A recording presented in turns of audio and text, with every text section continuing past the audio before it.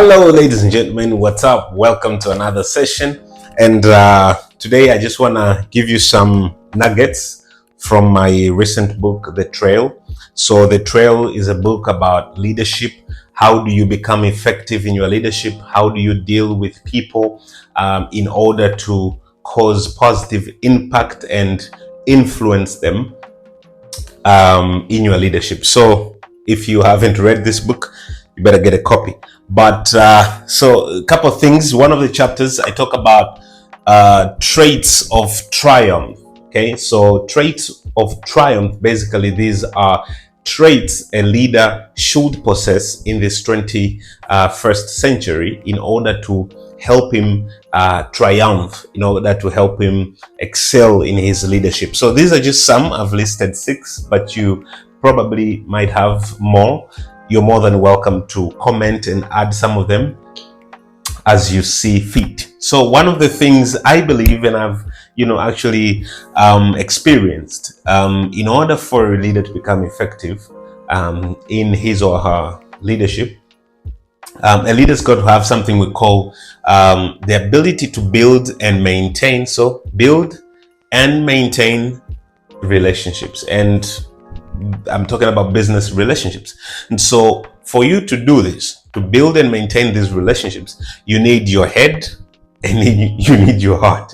Now, every time I teach about this, a lot of people laugh when I say you need your head and you need your heart. Why? Because with your head, you've got to have understanding and reasoning. You see, when you're dealing with people, I've always said in different videos that people are creatures of emotions, right? So you're not just going to relate with them emotionally, but people are also creatures of logic. They have brains, they use logic. So you need to also use your head, understand and reason. This will help you even before you make certain decisions. And so you also got to use your heart. Why? Because with the heart, you can actually connect emotionally.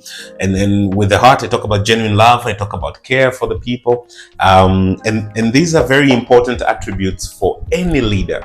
You look at any leader who's been successful in their leadership, they must have used these two. So I want to encourage you, get a copy of the book and read further. I've given some concrete examples there and they will help you. Another trait is flexibility. And so here I talk about agility and adaptability. Agility, the ability to make decisions fast, to become agile, basically. Adaptability, your ability to become adaptable to situations, to circumstances, your ability to become flexible. For example, 2 years ago, I've given an example. We went into a pandemic, COVID-19. And so this trait was very necessary for leaders, because without flexibility, some businesses failed. And then a lot of things did not go as planned. So look at a leader who's got flexibility. You see a leader who is excelling. Decision making. I've spoken about this in my previous video. Decision making is very, very important. And with decision making, it's not just about making that decision, that quality decision, but you've got to make that quality decision timely. And so decision making is another trait that will help you become effective in your leadership. Of course, we have things like innovation, and I talk about the importance of creativity, the importance of critical thinking in any leader's journey. This is very, very important. You see, without creativity, businesses fail. Without critical thinking, businesses fail. So you want to read more about this? Grab a copy. Influence.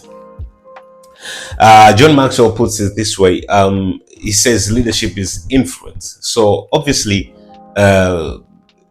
one day I gave an example. So this is you, this is the leader, this is the vision, these are the people. So your ability to take them from point A to point B is when you perform those leadership functions, right? And often at times, your success in performing this leadership function is solely and primarily based on here, influence. Your ability to influence these people, right?